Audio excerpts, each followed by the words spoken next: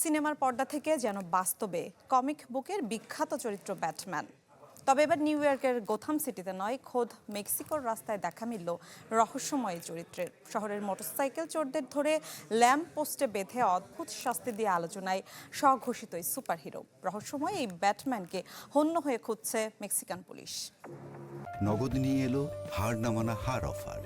সর্বনিম্ন 10,000 টাকা রেমিটেন্স নগদে পাঠালে থাকছে স্বর্ণের হার জেতার সুযোগ। রাতের অন্ধকার ফুঁড়ে হাজির রহস্যময় এক ছায়া। মেক্সিকোর লাগোস্ত মোরনো শহর এখন কাঁপছে অদৃশ্য এক ব্যাটম্যানের আতঙ্কে। অপরাধীদের ধরে পুলিশের হাতে তুলে দেয় তার কাজ। তবে সিনেমার মতো আইনি প্রক্রিয়ায় নয়, তার প্রতিবাদের ভাষা একেবারেই আলাদা এবং নির্মম। শহরের মোটরসাইকেল চোরদের ধরে ল্যাম্পপোস্টে কস্টেপ দিয়ে বেঁধে অদ্ভুত শাস্তি দিচ্ছেন এই স্বঘোষিত সুপারহিরো।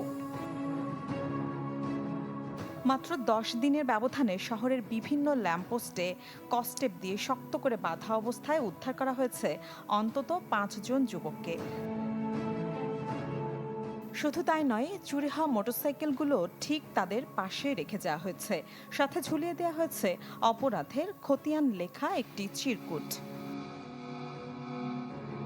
স্থানীয় গণমাধ্যমগুলোর দাবি, মোটরসাইকেল চুরি ঠেকাতে ব্যর্থ প্রশাসনের ওপর ক্ষোভ থেকেই সাধারণ মানুষের কেউ অস্ত্র হাতে এই স্বঘোষিত বিচারকের ভূমিকা নিয়েছেন।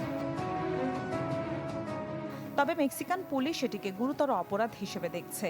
সন্দেহভাজন দুটি গাড়ি ও সিসিটিভি ফুটেজ বিশ্লেষণ করে এই আধুনিক যুগের ব্যাটম্যানকে খুঁজে বের করতে চিরুনি অভিযান চালাচ্ছে প্রশাসন। বাস্তব জীবনের এই ব্যাটম্যান সাধারণ মানুষের কাছে প্রশংসিত হলেও আইনের চোখে তিনি একজন মোস্ট ওয়ান্টেড অপরাধী।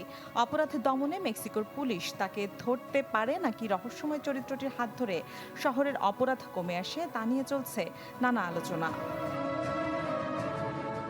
মেক্সিকোর রাজনীতি এবং অপরাধ দমনের ক্ষেত্রে এর আগে ব্যাটম্যান উপাধি পান দেশটির বর্তমান নিরাপত্তা ও নাগরিক সুরক্ষা মন্ত্রী ওমর গার্সিয়া হারফুজ।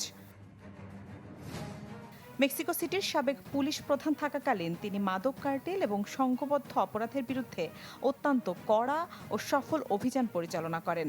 তার এই অদম্য সাহসিকতার কারণে মেক্সিকোর কংগ্রেসে এবং সাধারণ মানুষের কাছে ব্যাটম্যান নামে পরিচিতি পান। মিলা খন্দকার, চ্যানেল 24।